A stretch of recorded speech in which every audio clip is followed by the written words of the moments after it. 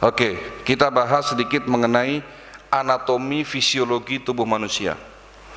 Tubuh kita terdiri dari 3 unsur: body, mind, and soul. Fisik, pikiran, dan jiwa. Nah, saling berkaitan. Secara fisik yang terlihat, bagian terkecil tubuh makhluk hidup namanya sel. Tolong diingat ya, sel Pak. Semua bentuk kegiatan metabolisme di dalam tubuh terjadi di dalam sel. Ada kurang lebih 800 triliun sel yang membentuk tubuh.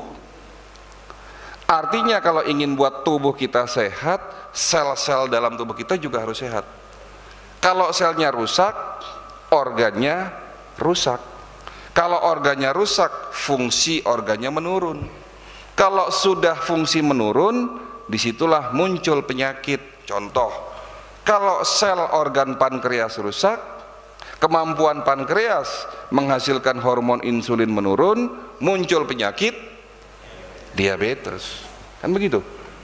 Jika sel pembuluh darah rusak, terjadinya aterosklerosis atau kakunya pembuluh darah, penyakitnya hipertensi, tekanan darah tinggi.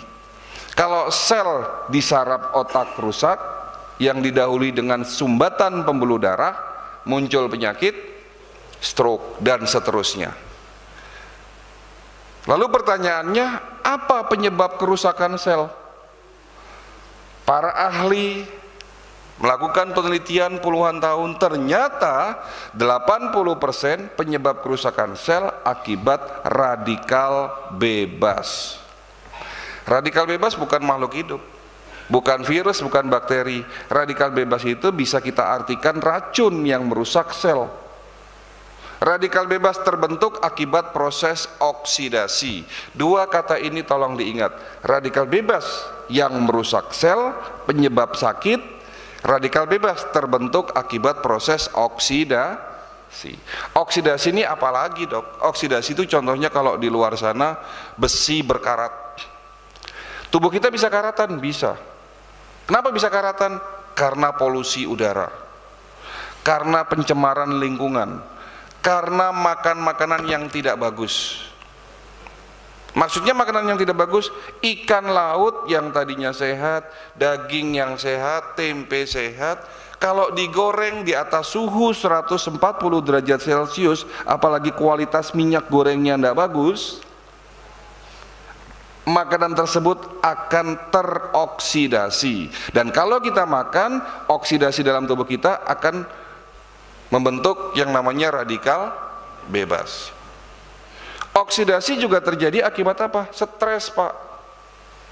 Oksidasi juga terjadi akibat infeksi yang berulang-ulang, infeksi yang lama. Misalnya orang sakit TBC, kena virus corona. Itu bahaya dari virus corona, bukan hanya virusnya yang merusak, tetapi proses jangka panjangnya akibat infeksi tersebut menghasilkan oksidasi dan radikal bebas.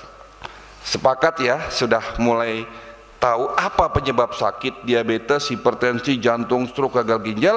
Radikal bebas. Berarti manusia tidak bisa menghindari oksidasi. Nah ini, siapa yang bisa menghindari udara yang tidak bagus? Apalagi bapak-bapak di sini tinggal di Bekasi, daerah Pantura, polusi udaranya tinggi. Siapa di sini yang bisa menghindari stres? Siapa di sini yang bisa memastikan makanannya selalu baik? Siapa di sini yang bisa meninggalkan goreng-gorengan? Nggak ada yang bisa, betul?